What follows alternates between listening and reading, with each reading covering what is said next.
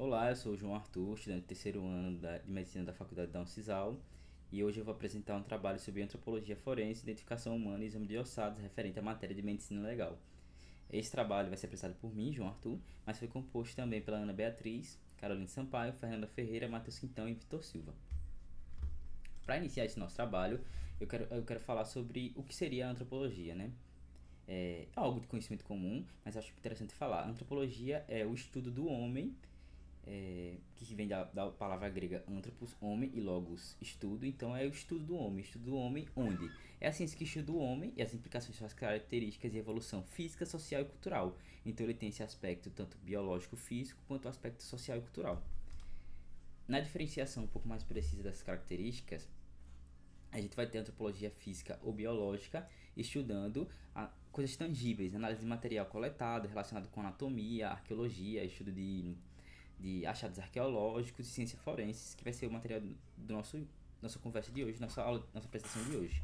A antropologia social vai estar mais relacionada ao estudo de organização familiar, social e política, e a antropologia cultural muito mais relacionada a símbolos, sistemas e religiões e comportamento humano. Especificamente falando da antropologia forense, ela é uma subdisciplina da antropologia biológica ou física, que dedica o seu estudo aos métodos e processos legais, civis e humanitários. Vai estar relacionada com o estudo de fósseis de hominídeos, restos de humanos esqueletizados, investigações criminais, identificação de vítimas em processos de eventos catastróficos ou de processos criminais. Ao que a antropologia forense se propõe? Ela se propõe a responder algumas perguntas que vão ajudar a gente a identificar e compreender o que aconteceu nessas situações que ela está sendo requisitada, sendo ela um desastre natural ou sendo ela uma investigação criminal. Algumas dessas perguntas vão ser se primeiramente os restos mortais são de seres humanos. A gente está falando de identificação de seres humanos, a gente está falando de outra espécie. É, se foi o caso de morte, tipo assim, todas as vezes vão ser, né? Qual foi o tempo que ocorreu essa morte? Tipo assim, foi algo recente, é algo mais longevo? Para poder fazer parte dessa construção do clareamento dessa ideia do que aconteceu, né? Se vamos dizer que a gente teve uma catástrofe, quantas pessoas estão envolvidas nesses corpos? Porque nem sempre a gente tem essa capacidade muito óbvia, então a gente precisa de identificar quantas pessoas sofreram esse acidente ou estão envolvidas nesse crime. E algo que é muito importante, tanto legalmente quanto monetariamente, é a identificação desse corpo. É possível identificar essa pessoa? Se sim, como são os mecanismos para identificar essas pessoas? Que é o que a gente vai falar um pouco hoje. No campo da medicina legal, já que é a matéria que a gente está apresentando o trabalho de hoje, né? Ela vai buscar explicar a causa e circunstâncias dessa morte, vai ter um caráter especial nos exames dos cadáveres e vai estar muito relacionada à análise de ossos e dentes, que vai buscar identificar coisas que vai ser falado mais posteriormente no trabalho, como a afinidade populacional, o gênero, a identidade e o momento da morte e as estruturas dessa vítima. A identificação humana. A identificação humana vai buscar diferenciar os indivíduos. É preciso compreender o que é a identidade. A identidade vai ser definida como um conjunto de características morfofisiológicas e até psíquicas exclusivas das pessoas, que são as características que diferenciam as pessoas umas das outras, porque apesar de sermos da mesma espécie, somos muito diferentes uns dos outros e temos coisas que vão poder diferenciar bem nitidamente se você tiver condições de chegar a essas particularidades do indivíduo. Ela vai se basear na comparação dessas características e é um procedimento que tem como objetivo individualizar uma pessoa a partir de métodos que seguem uma lógica de diferenciação. Como é que surge essa ideia de identificação humana?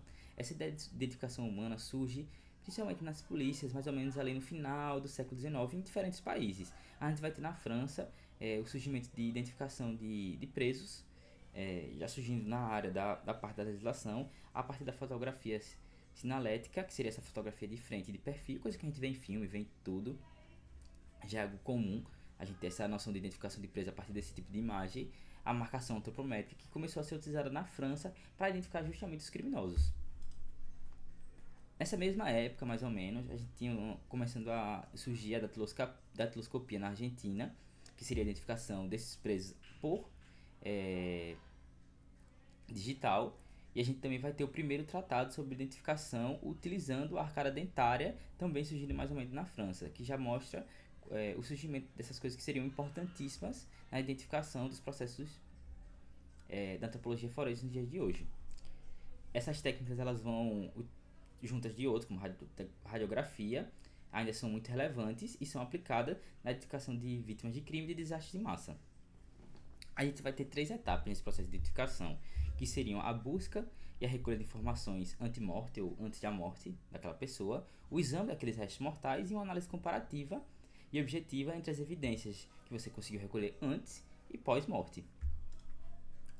Nesse processo de identificação, a gente vai ter um processo comparativo e um processo reconstrutivo. O processo comparativo vai ser quando você consegue estabelecer elementos anti-morte que vão poder ser muito bem utilizados e muito bem aferidos na comparação com os restos mortais, como impressões digitais, radiografia, ficha médica, ficha dentária, que vão te dar a possibilidade de uma comparação efetiva e muito mais assertiva na identificação daquela pessoa. E a gente vai ter também o processo reconstrutivo, que é quando você não tem uma gama de informações ou não tem nenhuma informação anti-mortem e você vai ter que se utilizar de dados disponíveis para esclarecer coisas a partir de uma descrição daquela pessoa. Não necessariamente você vai ter informações muito mais assertivas, mas você vai ter a descrição daquela pessoa e você vai tentar reconstruir essas e buscar essa descrição.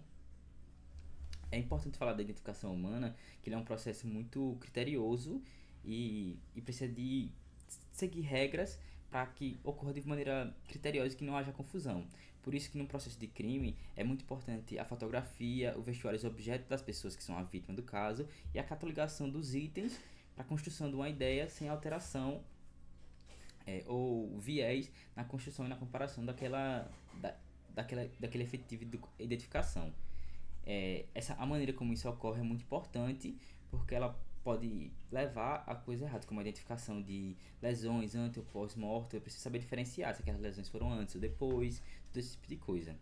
No processo de identificação, todo o registro dessa identificação tem que ser muito criterioso e referente a impressões digitais, agentes necrópsia, vai seguir toda uma busca de informações, como a inspeção, começando pela inspeção externa, que vai buscar gênero, altura, estado de nutrição, idade aparente, a cor dos olhos, malformações congênitas, sinais individuais, próteses e lesões anteriores, intervenções cirúrgicas, todo esse tipo de coisa. Após isso, a gente vai ter uma inspeção interna, que vai buscar analisar cavidades orgânicas, como craniano, tórax, abdominal e seus conteúdos, a inspeção dos dentes, tecidos moles, a espessura de impressões como comissura dos lábios e a rugosidade do palato. Aqui, falando das impressões e comissura dos lábios, a gente vai ter a queloscopia, que vai se basear na singularidade dos sulcos labiais, nessa comparação e identificação de pessoas. Vai ter também a palatoscopia, para comparar a forma e comprimento e a posição das rugas com registros pré-existentes das pessoas.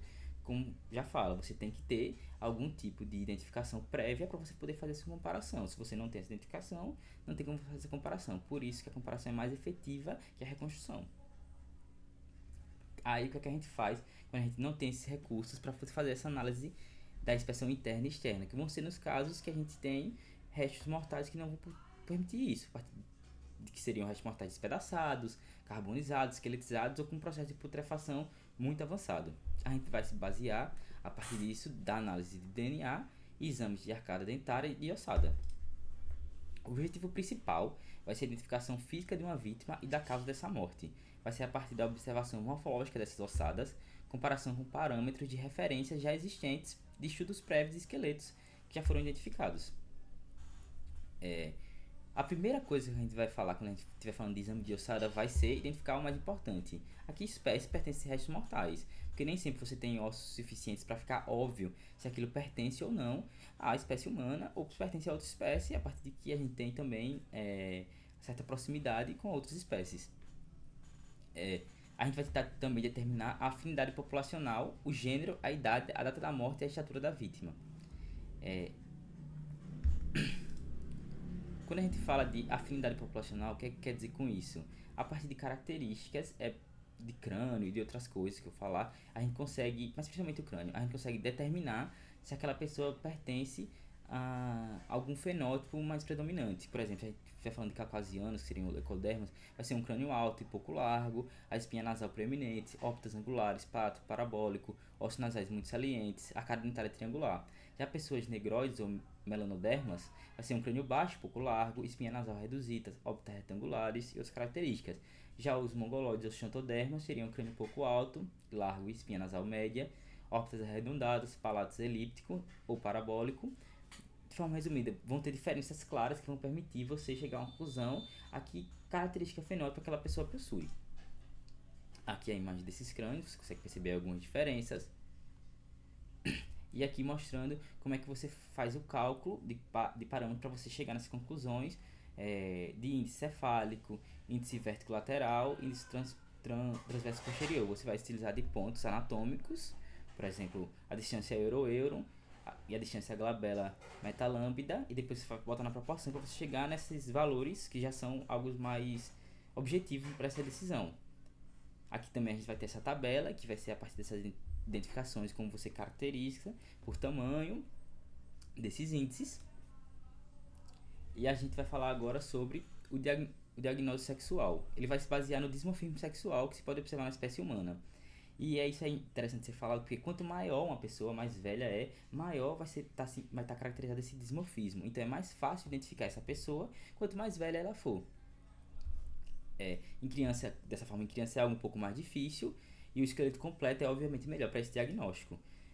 Algumas partes do corpo humano facilitam essa identificação, como os ossos da pelvis, que vão ter um formato bem diferenciado a partir do momento que a mulher precisa de uma cavidade pélvica mais ampla e rasa pela capacidade reprodutiva que ela tem, que o homem não possui.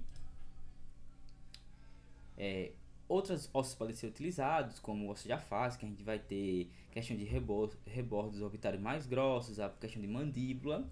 Então, formas que mostram que apesar de você não ter o órgão genital, a pelve ali, você tem outras formas de identificação. A estimativa de idade pós-morte já é o oposto.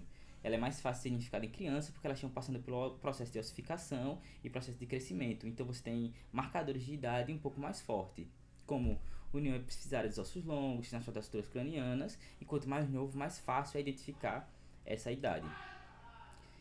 Por fim, gente, esse foi o nosso trabalho, essa foi a nossa referência. Agradeço vocês que assistiram e espero que tenham gostado. Obrigado.